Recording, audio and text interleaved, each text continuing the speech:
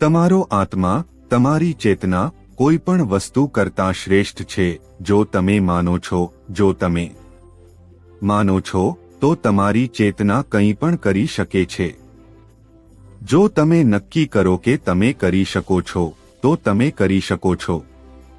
જો તમે નક્કી કરો કે તમે કરી શકતા નથી તો તમે કરી શકતા નથી. પરંતુ શું તમે નક્કી કરો છો કે તે ફક્ત તમારા જીવનમાં પ્રગટ થાય છે?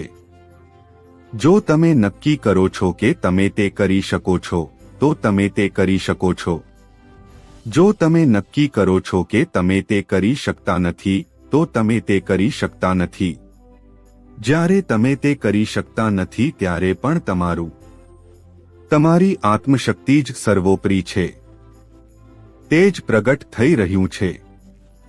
કારણ કે તમે નક્કી કરો છો કે તમે કરી શકતા નથી, તેથી તમે કરી શકતા નથી.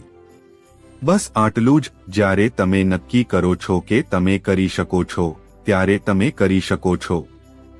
જ્યારે તમે નક્કી કરો છો કે તમે કરી શકતા નથી ત્યારે તમે કરી શકતા નથી.